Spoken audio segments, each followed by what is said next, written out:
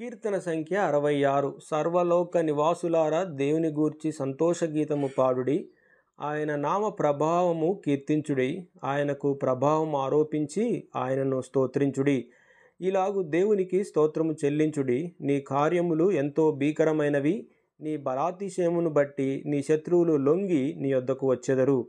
సర్వలోకము నీకు నమస్కరించి నిన్ను కీర్తించును. నీ నామమును బట్టి నిన్ను కీర్తించును. దేవుని ఆశ్చర్య కార్యములను చూడరండి. నరుల ఎడల ఆయన జరిగించు కార్యములను చూడగా ఆయన భీకరుడై ఉన్నాడు.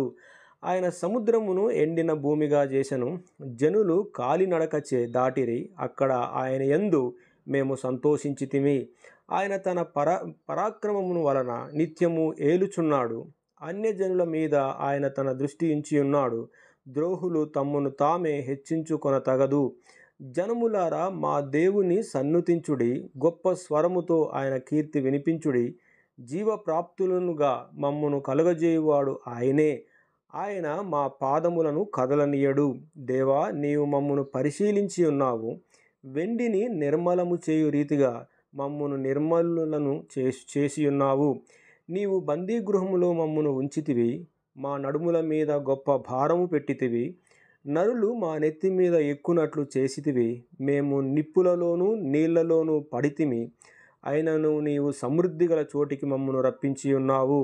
దహన బలులను తీసుకొని నేను నీ మందిరంలోనికి వచ్చెదను.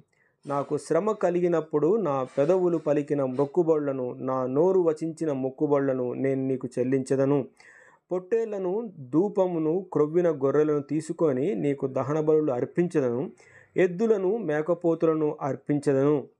దేవుని యందు భయభక్తులు గల వారలారా, మీరందరూ వచ్చి ఆలకించుడి. ఆయన నా కొరకు చేసిన కార్యములను నేను వినిపించెదను. ఆయనకు నేను మొరపెట్టితిని, అప్పుడే నా నోట శ్రేష్టమైన కీర్తన యుండెను. నా హృదయములో నేను పాపమును లక్ష్యము చేసిన ఎడల ప్రభువు నా మనవి వినకపోవును.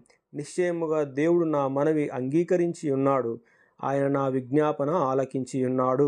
దేవుడు నా ప్రార్థనను తోసివేయలేదు. నా యొద్ద నుండి తన కృపను తొలగింపలేదు. ఆయన సన్నుతింపబడునుగాక.